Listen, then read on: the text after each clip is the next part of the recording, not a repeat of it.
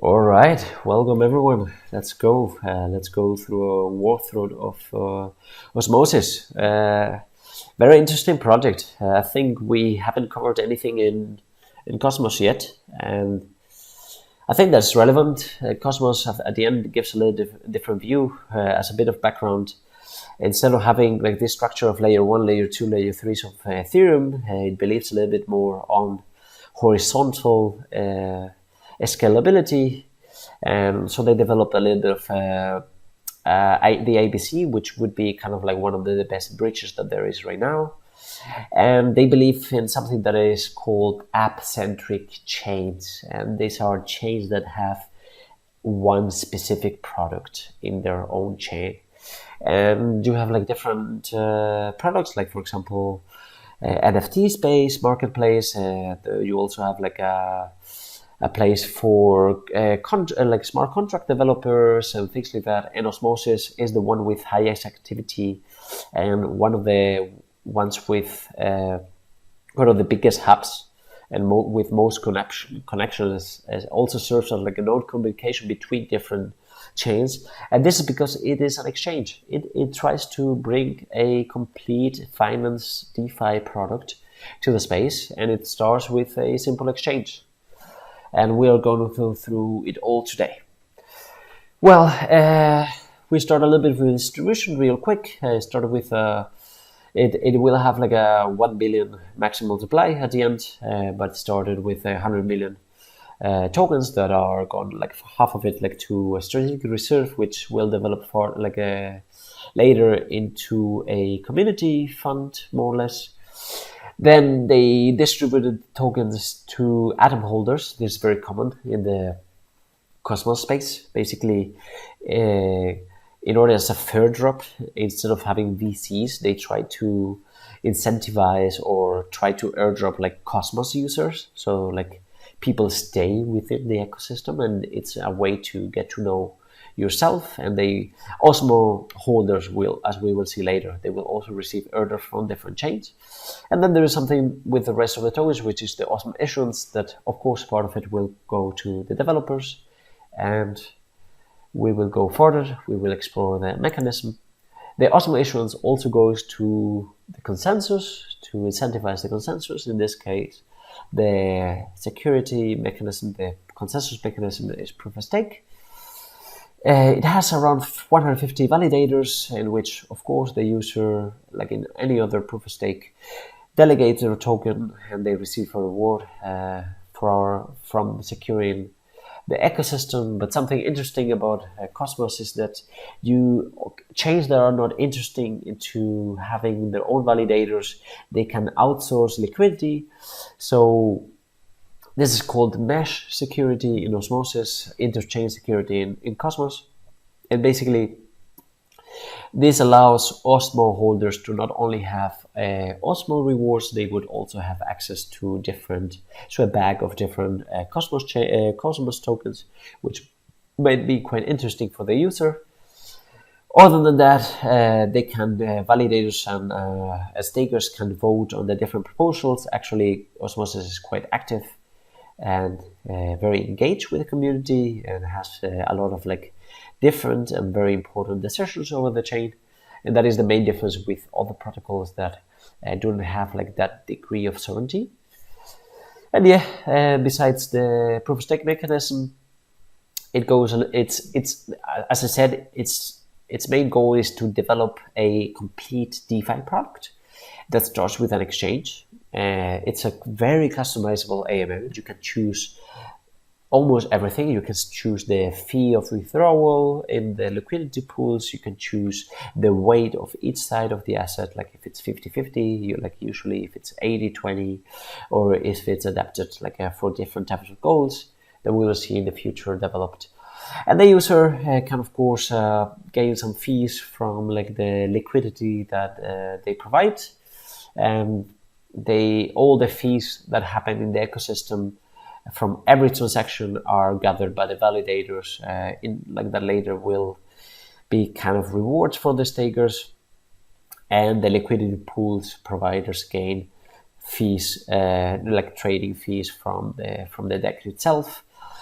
At the same time, the Osmo issuance also goes to the DEX. Actually, almost half of the tokens like go in that direction. I think in the bear market it changes a little bit, but that is very interesting.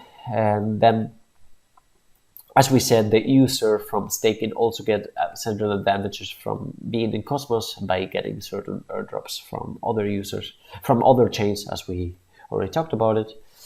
But yeah, these are more or less things that are related to the DEX, but are not very key differentiators. Something that are more interesting is the liquidity boost on this pool that you can do is very similar to Balancer, I'd say. So you can create LBPs, so you can launch your own token with very little liquidity, very little capital, and kind of find a price discovery in a simple mechanism by having a ongoing process of changing the weight of the pool manually. And then the most innovative feature from Osmosis is the idea of superfluid staking, which belongs to the category a little bit of proof of useful staking. So the idea is to secure the network while you provide liquidity. And mainly what happens is that you Osmo, like right now only with Osmo, but like later in the future will happen with other Cosmos chains, you can choose to lock up your Osmo up to 40 days, and you have access to extra yields from the pool. And this is done by creating a synthetic, like a synthetic token, synthetic Osmo that gets staked into the system. So when you provide liquidity in the pool, you create the synthetic, it gets staked, and then these rewards would sum up to the already pool rewards. So imagine you will have like some pools from the fees gathered in the pool plus the incentivization, and now you would also have extra from staking. So this is very nice. This is actually very different from almost every DEX that is out there, and I think it's quite innovative. So this is a key differentiator. Something also relevant from the DEX is that like the liquidity providers can govern their own pool. So it's not only the DAO, like not only the Osmosis, the Osmo holders, the ones that they decide over the future of the chain and a little bit on the future of the protocol.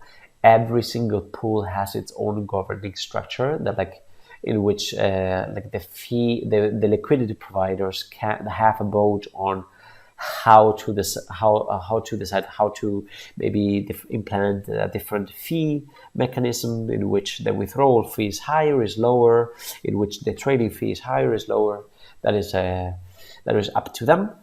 That is very interesting. And the last part of Osmosis, it's the role of the community pool, which is also incentivized by the issuance itself. I think it's around by 5%.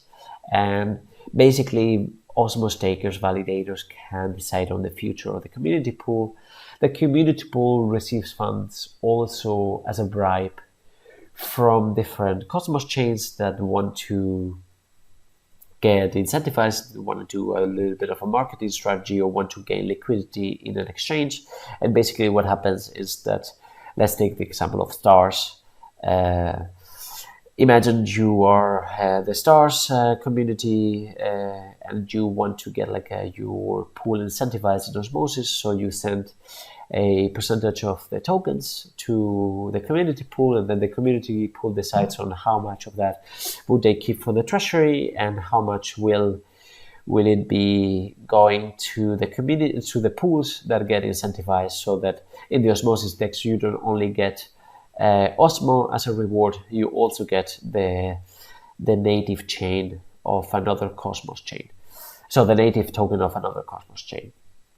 And the treasury of the community pool, it's used to help different protocols that are built in order to extend the DeFi product and make it more secure and more advanced. And I took two examples of projects that are transitioned from Terra to Cosmos. In this case, Mars protocol, a Lambda protocol, and Apollo Safe, a yield optimizers. But this is just an example of how Osmosis DEX is just the beginning. There are currently more than 10 protocols being built on top of Osmosis. So this is just the beginning. The DeFi product that Osmosis wants to bring is complete and wants to bring everything in a very highly communicated L1. So yeah, although the Osmo token doesn't have advantages like fee discount or certain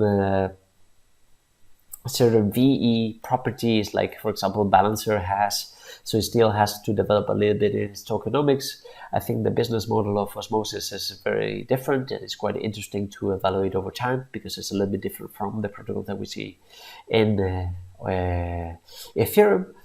But nonetheless, it has its weakness, as we said, as the value capture. So I think this was it all. I hope you enjoyed and you understood it all. All right, goodbye until the next one.